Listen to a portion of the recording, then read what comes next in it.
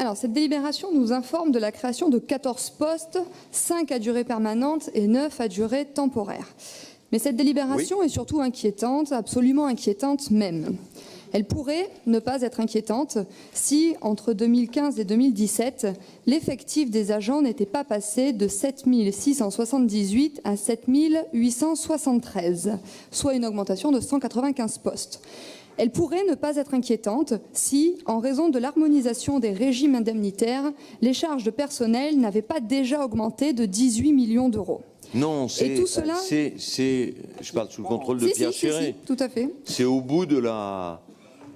Non, mais ça on l'a voté l'année dernière dans le budget. Hein. Bon, bah alors. Donc tout cela coûte très cher.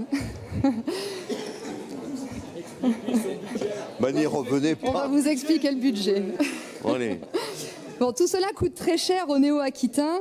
Les charges de personnel s'élèvent à 56 € par habitant, en constante augmentation année après année. Et pour couronner le tout, la Cour des comptes vous épingle pour les motifs suivants.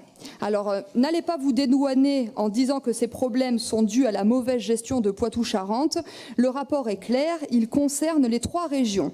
Et je vais fidèlement citer le rapport, sinon vous allez encore et injustement dire que je suis dans la caricature.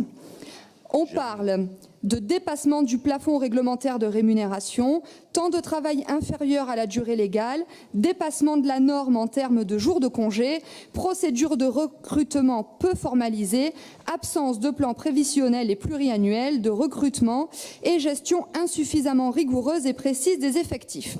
Donc en termes de chiffres, cela nous conduit à un sureffectif de 214 équivalents temps plein pour un coût de 10 millions d'euros.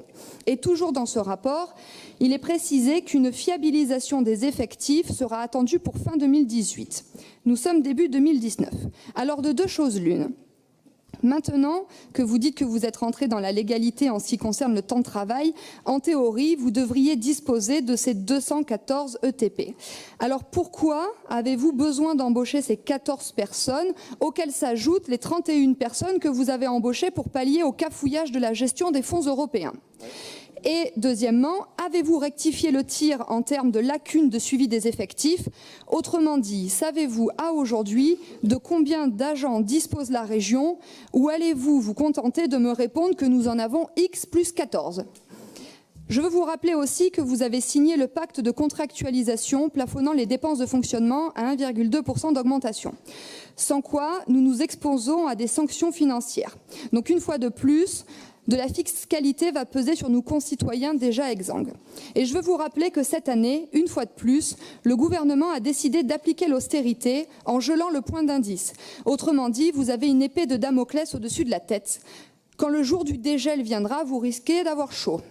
Et je précise que si le Rassemblement national s'est toujours opposé à ces grandes régions, parce que lucidement, Marine Le Pen savait qu'elle n'engendrerait aucune économie, notamment en termes de ressources humaines, nous sommes néanmoins favorables au dégel du point d'indice pour les petits traitements. C'est une question de justice sociale et de préservation du pouvoir d'achat. Maintenant, Monsieur le Président, si vous jugez que la région, avec son personnel actuel, ne s'en sort pas, arrêtez de réclamer à corps et à cri plus de décentralisation et plus de compétences. Vous voulez tout absorber, des transports aux fonds européens. Votre appétit est insatiable. Attention à l'indigestion. Et pour conclure, quand je vous entends dire au président Macron, oui, parce que vous, contrairement à nous, vous avez la chance d'être reçu par le président de la République. Alors quand je vous entends réclamer plus de décentralisation, je me dis que vous êtes bien un socialiste, moins ça marche, plus vous persistez.